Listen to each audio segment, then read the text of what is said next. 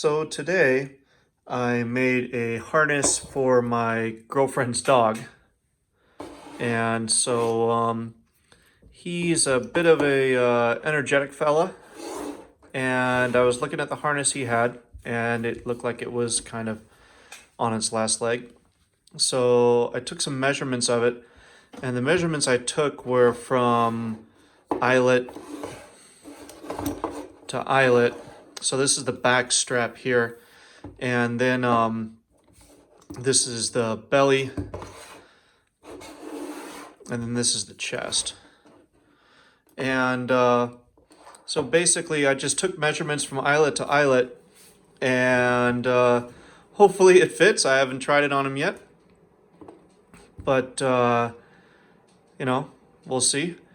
And like, for example, like this is where the leash will go, and I wanted something really strong that was, when there was pulling, it was pulling against the actual strap. So in other words, like, I wouldn't want this part on the outside, because then if that fails, this whole thing comes loose, right?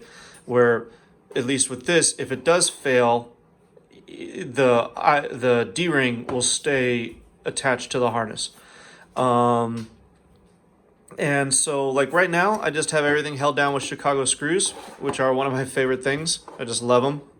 But if everything fits, I'll then reinforce it with some saddle stitching, just figure eight stitching, and that'll kind of hold everything together. So it's 1.25 inches wide, and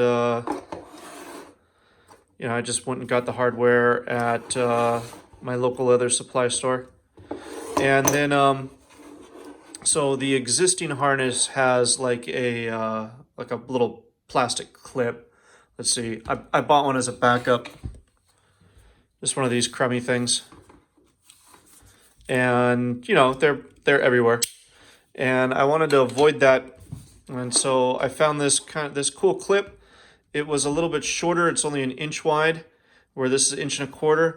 So I just notched the strap out, so I didn't have to tape or anything or do anything weird. I just wanted to kind of keep it simple.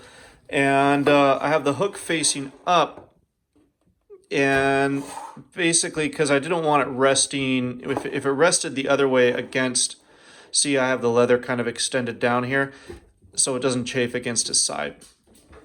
Ideally, we'll see, this will all kind of sit against itself, where if it was 180 degrees around, the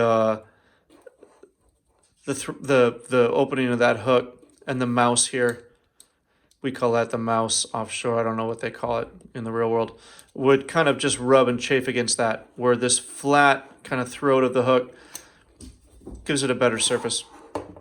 And again, I just stayed with the same size D-ring.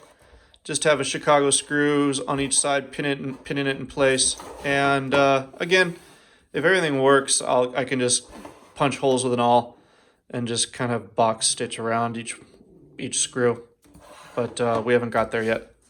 So yeah, all in all, there's maybe $30 worth of parts, if that. And I just used a belt blank for the leather. I have plenty of hides over here, but I wanted to keep it simple. And like I started to tear some hides with my draw gauge, but really just buy a belt blank for $10. And the Chicago screws were about $3. The hardware was, I think, $12. So, whatever, no big deal. And the dies, who cares? So yeah, super simple. And we'll see if it fits the guy. If it doesn't, we'll go from there. But it's dyed brown, and then like a lighter brown edge dressing on it. And yeah, and then the inside's a little gnarlier, but that's just going to be against his skin. So there you go. There's my little dog harness. Hope you like it.